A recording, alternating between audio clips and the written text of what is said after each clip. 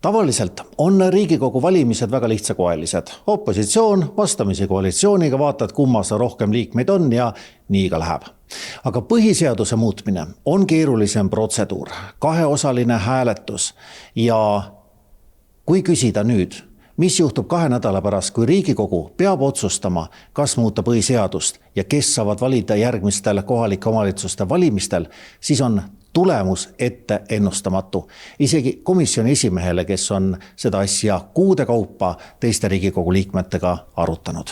Kui ma oskaks sellele kindlalt vastata, siis ma oleksin selgeltnägija, seda ma kindlasti öelda ei saa, et ma selgeltnägija ei ole. Hääletus on natuke vähem kui 2 nädala pärast ja selle aja jooksul me üritame võimalikult laialt siis parlamendis liikmetega suhelda, et leida, kus see konsensuspunkt on. Muutmiseks on valikus 3 varianti. Esiteks, valida saaksid ainult Eesti ja Euroopa Liidu kodanikud. Teiseks, valida saaksid ka hallipassi kodanikud või hoopis 3. variant, hallipassiga inimesed saavad aga ainult veel sel aastal, edaspidi enam mitte. Igal variandil on aga hääli puudu. Kui keegi oma meelt ei muuda, siis põhiseadust ka ei muudeta.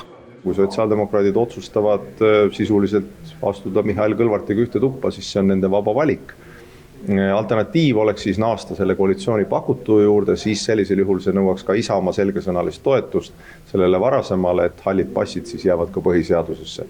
Nii et eks nüüd kumbki osapool, kas Isamaa või sotsiaaldemokraadid peavad vastama, et kumma variandiga nad nõus on, sest vastasel juhul kas Isamaa või sotsiaaldemokraadid kukutavad selle muutuse läbi.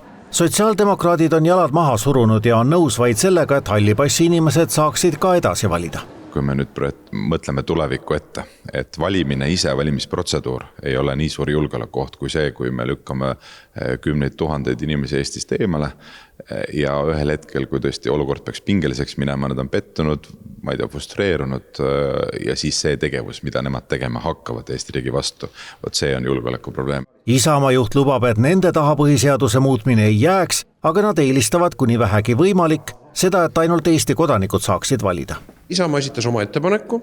Isamaa on kindlasti avatud sellele koalitsiooni, ütleme enamuse tehtud ettepanekule, et see kindlasti ei ole meile küsimus, et me siis vetostaks selle tulemusena, see ei ole küsimus, vaid ma arvan, et me oleme liikunud, koalitsioon on liikunud praegu õiges suunas Isamaa survel ja ma jälgin heatahtlikult. Mina usun, et iga sotsiaaldemokraadi rinnast tuksub ikkagi eestlase süda, seda enam, et praegust on see ajaaken avatud. Kui me praegu seda põhiseaduse muudatust ära ei tee, ma ei usugi, et me lähiajal see võimalik on. Asja muudab veel segasemaks, et lisaks poolt ja vastu hääletamisele võib valimistulemust mõjutada ka see, kui olulisel hetkel unustab kas või paar saadikut end kohvi jooma. Põhiseaduse muutmisega on olukord nii segane, et poliitikute asemel võiks sama hästi teha intervjuusid Johannes Terrase koeraga, tema on kuulanud kõiki salajasi arutelusid pealt. Kas see läheb läbi, mis sa arvad?